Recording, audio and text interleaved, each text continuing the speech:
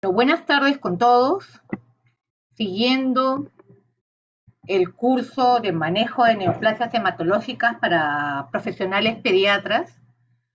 Y en esta su sexta sesión, doy pase a la doctora Alicia Mafaldo Rengifo. Ella es médico jefe del Servicio de Hematología Clínica de nuestro instituto, quien va a disertar con el tema de principios de quimioterapia. Adelante, Alicia. Muy buenas tardes a todos. Nuevamente nos estamos conectando para esta nueva sesión. Vamos a hablar un poco, va a disculpar la voz un poquito, estamos un poco resfriados, pero vamos a procurar avanzar de manera un poquito ordenada. Vamos a hablar un poco de lo que es la quimioterapia. Eh, en los pacientes con cáncer, perdón.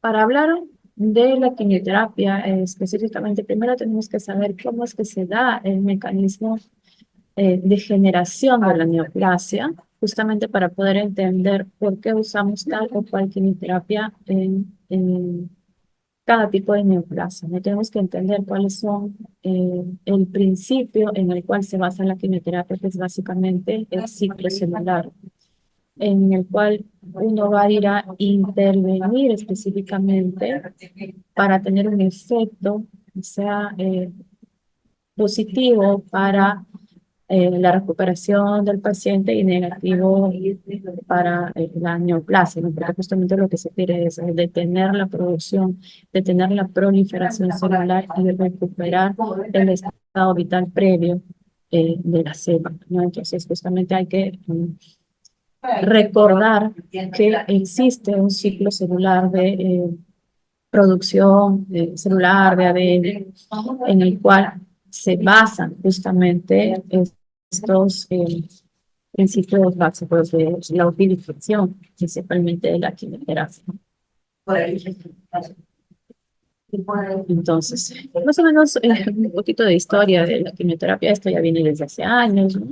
En 1946, cuando se usó la mostaza nitrogenada para usar linfomas, en el 47 que aparecen los antifolatos, en 1949 que aparece el metotrexato, que es un medicamento que nosotros usamos como parte primordial del tratamiento de las leucemias, el 5-fluoracilo, la 6-mercaptopurina, que también es base importante de la terapia para las leucemias, y tanto de las leucemias linfoides en la edad pediátrica, en las distintas fases de tratamiento, ¿no? En la quimioterapia de inducción, eh, y también en la terapia de consolidación y en el mantenimiento, ¿no? La mercaptopurina está presente como parte fundamental también del tratamiento. Ya en 1960 se empieza a ver la combinación de la quimioterapia, que la monoterapia pues definitivamente no ayudaba en el tratamiento de las neoplasias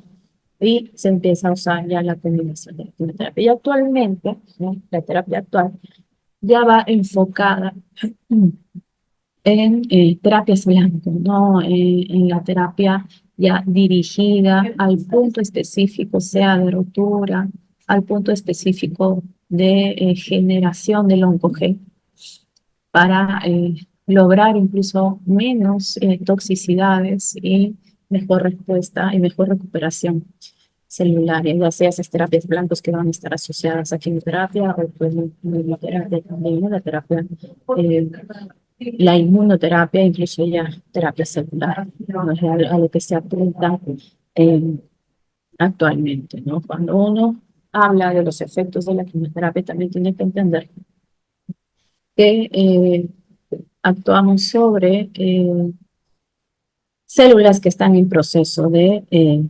división, ¿no? Eso justamente es lo que vamos a ir viendo.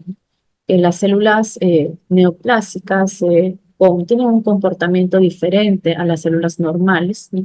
Del organismo y muchas de ellas justamente se relacionan con el comportamiento de la división celular, ¿no? Pueden multiplicarse cuando uno hace y revisa un poco de estas sobre justamente la cinética de la reproducción celular de las células neoplásicas, justamente evalúan de que estas células pueden multiplicarse en un cultivo fuera del cuerpo sin que se adicionen factores de crecimiento, a diferencia de las células normales, que sí requieren los factores de crecimiento. Y estas células neoplásicas pues tienen esa capacidad de crecer sin factores de crecimiento, sin señales proteicas que van a estimular el crecimiento, ¿no? A diferencia de las células normales, ¿no? Y pueden crear sus propios factores de crecimiento, tener vías de crecimiento, ya sea que estén atascadas y que van a quedarse como un encendido permanente para generar esta proliferación celular, que es justamente la que va a ser la función principal de esta célula neoplásica, ¿no? Porque justamente la célula neoplásica muchas veces lo que pierde es su capacidad de diferenciación. En el caso de las leucemias, nosotros nos remontamos a la hematopoiesis. Y cuando vemos la hematopoiesis, vemos que la célula madre pluripotencial en la médula ósea forma dos células hijas, que es el progenitor común mieloide y el progenitor común linfoide. Y ambas células tienen una capacidad de proliferación y capacidad de diferenciación. Entonces, cuando hay estas alteraciones genéticas, estas mutaciones genéticas, roturas cromosómicas, eh, lo que ocurre justamente es que esta célula, en distintos niveles de reproducción, lo que va a ocurrir es que va a perder su capacidad de diferenciación, va a incrementarse la capacidad y va a persistir la capacidad de proliferación.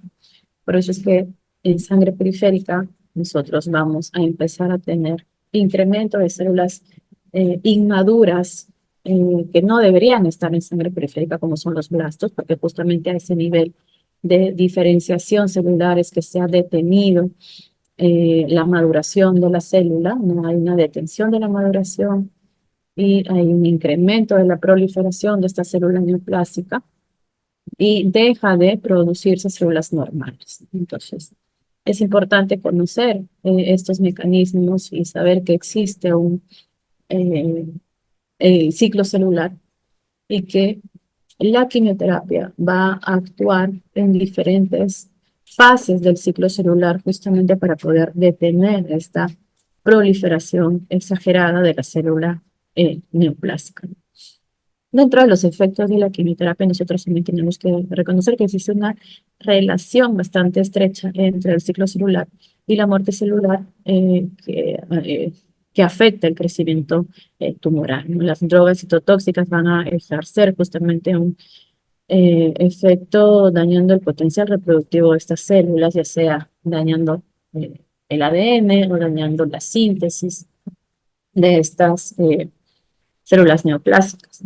Y justamente porque estos tumores tienen una alta capacidad de reproducirse, pues van a crecer más rápidamente. Y estos tumores que crecen más rápidamente son los que probablemente van a también responder mejor a la quimioterapia, ¿no? Justamente las leucemias, los linfomas, que son los que tienen un crecimiento rápido, una reproducción más acelerada, van a tener una mejor respuesta a la quimioterapia, ¿no? A los tratamientos que se puedan instaurar. En cuanto a lo que es la cinética de la muerte celular, justamente las células tienen muchísimos mecanismos diferentes para restringir la división celular, para reparar los daños en el ADN y evitar el desarrollo de cáncer. Y es por eso que muchas veces en las revisiones que se pueden hacer, se piensa que el cáncer justamente se va a desarrollar, no hay un solo punto de quiebre o un solo punto de rotura para generar el daño y ocasionar o producir una célula cancerosa, ¿no? Esto se puede producir en varias etapas en el que múltiples mecanismos van a ir fallando, porque el cuerpo tiene múltiples mecanismos de defensa, ¿no? Tiene mecanismos de defensa celular, mecanismos de defensa humoral, que van a procurar eliminar estas células neoplásicas, justamente la apoptosis, la muerte celular programada, es la que es un mecanismo de defensa para poder eliminar, detectar esta célula que está alterada y sea eliminada. Entonces, se asume que hay múltiples pasos en los cuales se asume que hay múltiples pasos en los cuales pues tiene que haber una falla en estos mecanismos de defensa para que la célula neoplásica se desarrolle, crezca y prolifere, ¿no? Entonces, tienen que fallar todos estos mecanismos antes que se alcance un estado crítico y que esta célula neoplásica y esta célula pues, se vuelva neoplásica, ¿no? Cuando haya mutaciones que ya no pueden ser eliminadas, cambios en el ADN que hacen que estas células que proliferen más rápido, que sean capaces de evadir la muerte, sean capaces principalmente de evadir la apoptosis, ¿no? Que justamente es un mecanismo de defensa de eliminación de estas células alteradas, ¿no?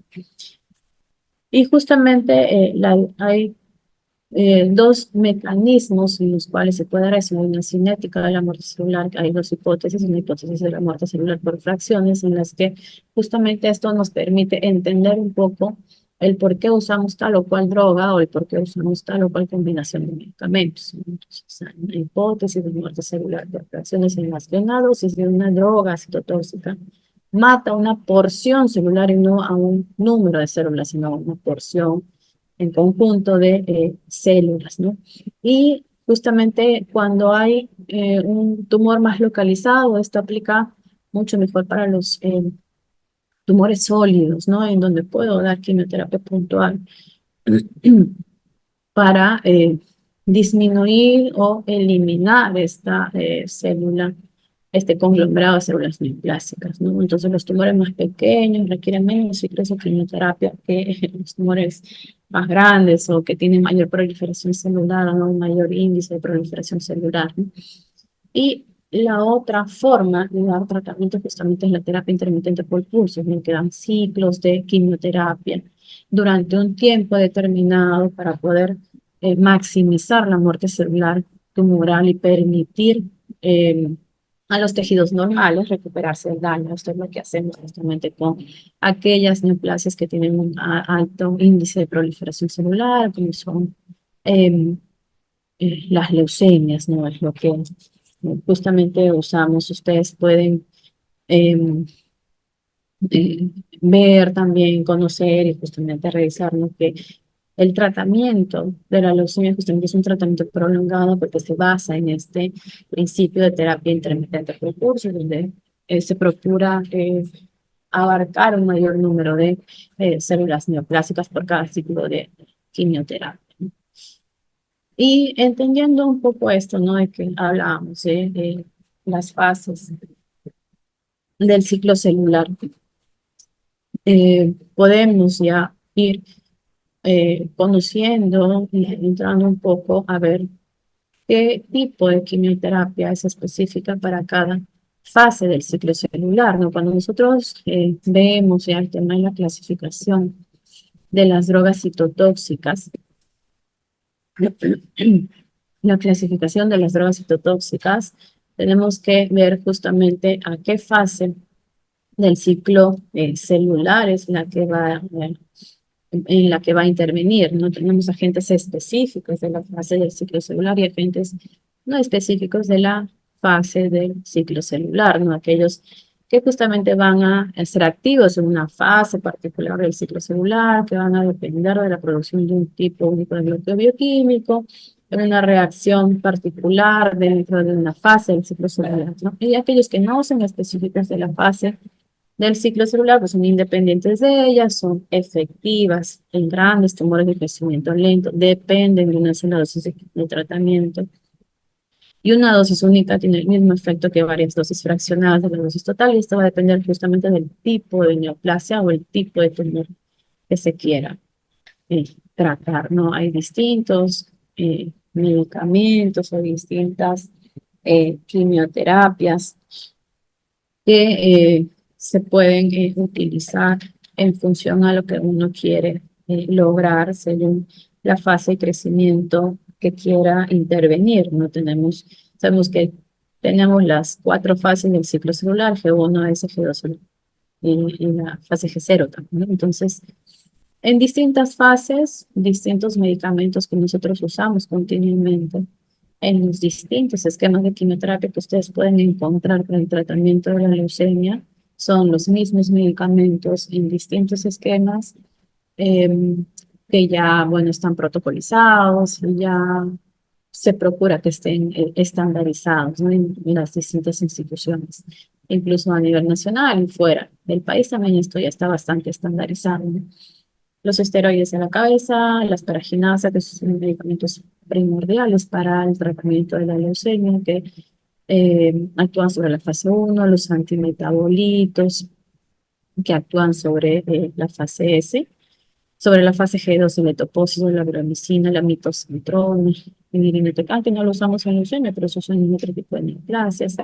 Sobre la mitosis están los alcaloides de la vida como la vincristina, los taxanos, la toxinas y agentes no específicos de fase, que justamente son los agentes alquilantes, la dacarbazina, los medicamentos quimioterápicos a base de platino, que se usan bastante en los linfomas, ¿no? Entonces, vemos acá el otro cuadro donde justamente va y vamos a ver que estos medicamentos pues van a interferir o intervenir en distintas fases del ciclo celular y en eso justamente se basa la combinación que yo voy a hacer con estos medicamentos para poder lograr el efecto deseado en función al tipo de neoplasia que vamos a tratar, ¿no?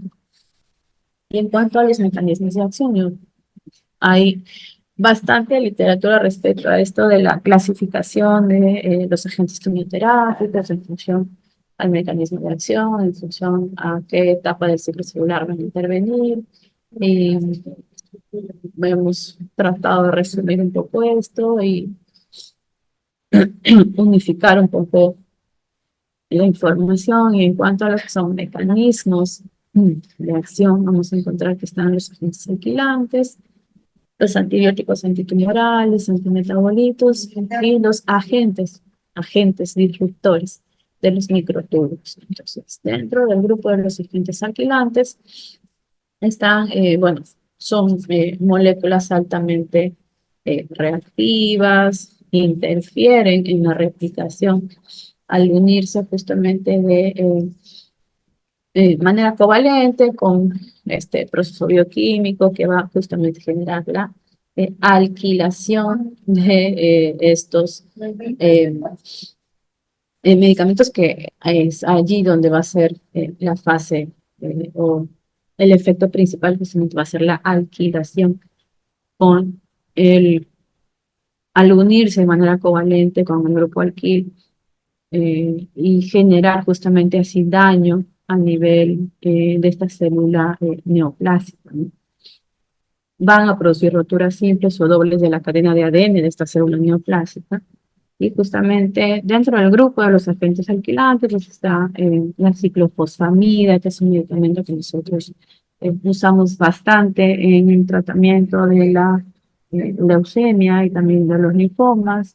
Está la carnostina, está la dacarbazina, dentro del grupo de los agentes alquilantes, ¿no?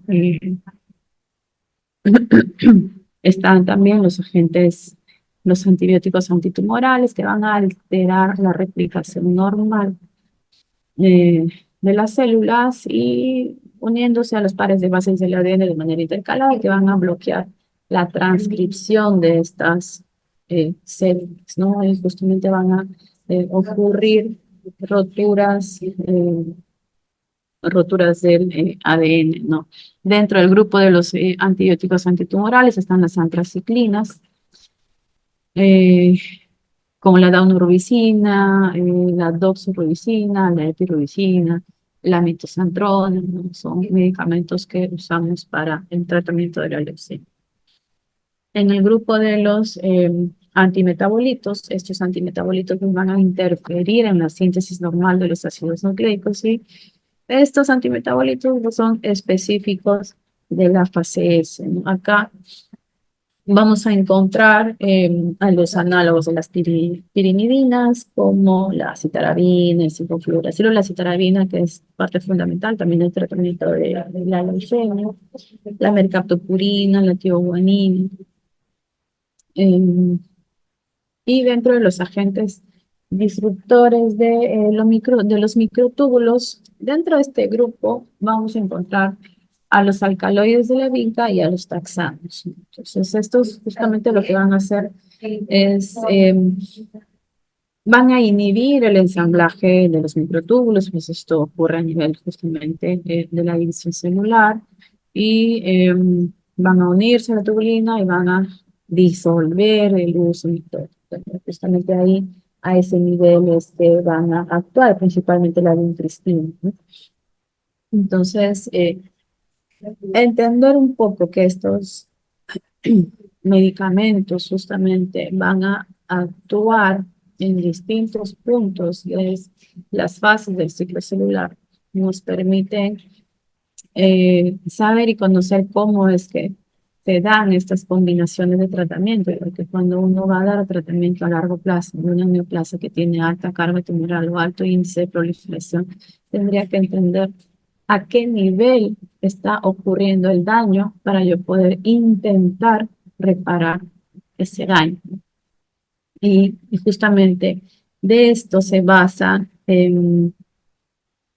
la formación o la generación de los esquemas de quimioterapia, porque justamente los esquemas de quimioterapia, justamente o la combinación de las drogas para poder generar esquemas de quimioterapia, se van a elegir en base a principios comunales, que son el uso de drogas ya sean como agentes únicos, que no idealmente, pues que no superpongan toxicidades, que sea una terapia intermitente por cursos, que va a permitir a la médula ósea y al tracto gastrointestinal una recuperación posterior al tratamiento, a la quimioterapia, que permita usar la dosis esquema óptimo por cada agente individual.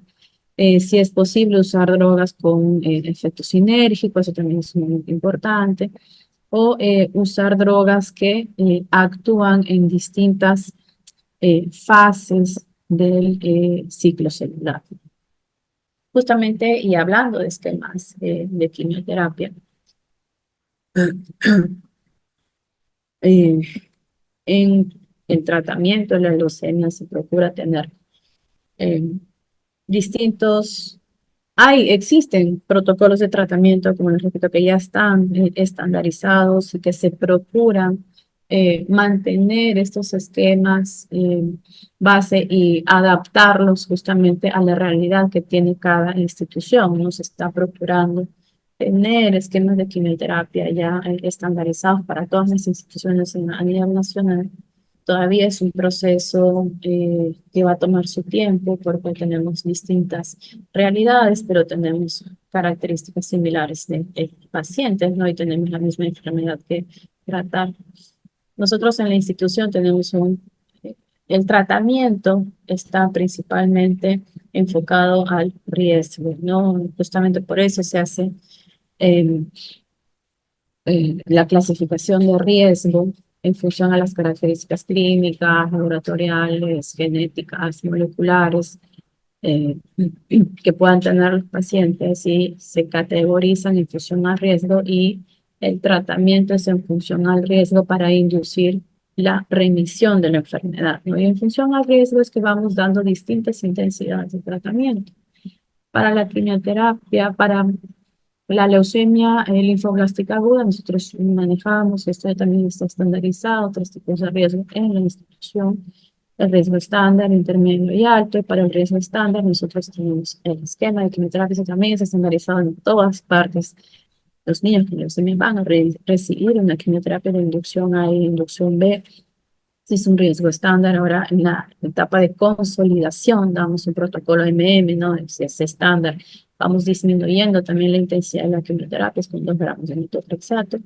Luego tenemos una fase 2, un protocolo 2 que tenía 2 fases, que antes para nosotros era la intensificaciones Dábamos 4 intensificaciones, ahora damos 2 intensificaciones, y esto sobre todo apuntando a disminuir la toxicidad del tratamiento, que ha demostrado que justamente eso es lo que se apunta actualmente, y es lo que se ve con los supervivientes de cáncer, ¿no?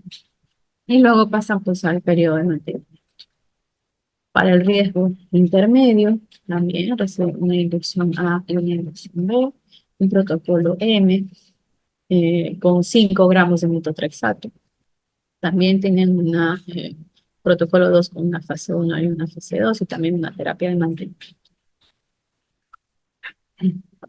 Con el alto riesgo, tenemos una inducción A, una inducción B también, todos reciben. La quimioterapia de inducción es la misma para todos los riesgos, con algunos ajustes. Nuestro protocolo eh, contempla una reducción de la intensidad de la quimioterapia para los riesgos estándar, eh, a diferencia de los riesgos intermedios y riesgo alto, ¿no? En realidad nosotros tenemos del 100% de pacientes que nosotros atendemos en la institución, tenemos un 60-70% de riesgo alto, 30-35% de riesgo intermedio y el resto pues una poquita cantidad, 5-10% de riesgo estándar, ¿no? Que es el riesgo más bajo que se maneja, ¿no? Y el riesgo justamente es en función al riesgo de recaída que pueda tener el paciente. Mientras tenga una mayor carga tumoral, tiene un mayor riesgo de recaída y se tiene que intensificar el tratamiento y las dosis de quimioterapia. Y como consecuencia, pues va a haber mayor riesgo de complicaciones. Acá, para el riesgo alto, se intensifica el tratamiento y damos bloques de consolidación con altas dosis, combinando altas dosis de metotrexato y altas dosis de citarabina, ¿no? Son 6 bloques, ahora los llamamos HR, High Risk, ¿no? Tratamiento para el alto riesgo. Son bloques de quimioterapia. Luego de esto, en caso no se ve un trasplante, porque los niños de alto riesgo, catalogados como alto riesgo, tienen indicación de trasplante con el mejor donante disponible. Eh, en caso no vayan a trasplante por distintas razones y se mantenga la remisión completa en la médula ósea, pues pasan a una fase 2 igual que los otros niños, y a un periodo de mantenimiento, ¿no? Entonces, todos aquellos niños que tengan un hermano donante, o sea, que tengan un hermano para estudiar, que sean de alto riesgo y tengan un hermano para estudiar, se hace el estudio de compatibilidad. Si son compatibles, pues van a un trasplante, que es lo ideal en estos casos. Si se tiene un donante disponible para un niño de alto riesgo, debería ir a un trasplante y se procede al trasplante. Y por lo general, después de la segunda o tercera consolidación, ya esto de una manera más amplia lo van a ver cuando toquen el tema de leucemia. Pero acá lo importante es que nosotros sepamos que existen esquemas de quimioterapia ya estandarizados y que se basan eh, en estos principios de actividad sobre las fases del ciclo celular, que es lo que va a determinar pues, el efecto que yo voy a querer sobre la neoplasia y principalmente la leucemia. Si tuvieran alguna pregunta, no me he enfocado en los medicamentos específicamente, porque posteriormente van a tener eh, presentaciones sobre eso, sobre los medicamentos, sobre la quimioterapia, o sea, sobre el tratamiento de la leucemia, y van a hablar justamente de los efectos que van a tener los distintos medicamentos quimioterápicos que se usan, ¿no? Porque sí, tienen justamente un tópico sobre el tratamiento de la leucemia. Ujú.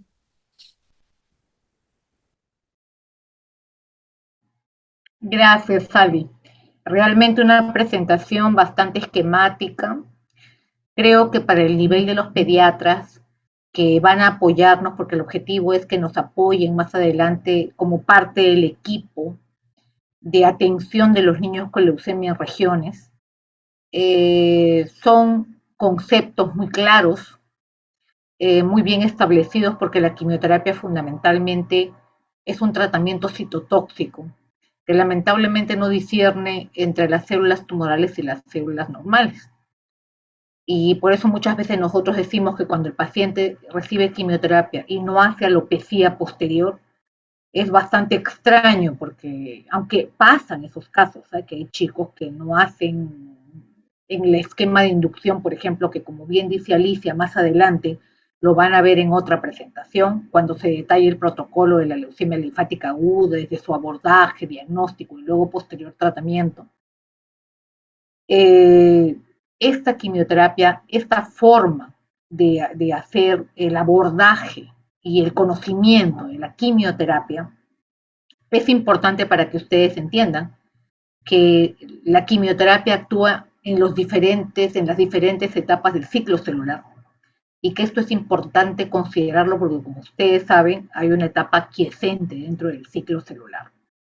Entonces, y en segundo lugar, Alicia, te agradezco muchísimo, porque a pesar de la disfonía que has tenido y del esfuerzo que se nota que has hecho en la presentación, esta ha sido muy clara, muy puntual, y eso es importante para que los alumnos que se encuentran presentes en el curso lo tengan como principios para las posteriores clases que se darán. Bueno, creo que no hay preguntas ahí. No veo en el chat, no veo manitos alzadas. Entonces, muchas gracias por su presentación. Realmente agradecida con todo el equipo de hematología que lideras, y que espero y sé, tengo la confianza de que los alumnos aprovecharán muy bien estos conceptos. Muchas gracias, Alicia. Buenas tardes con todos.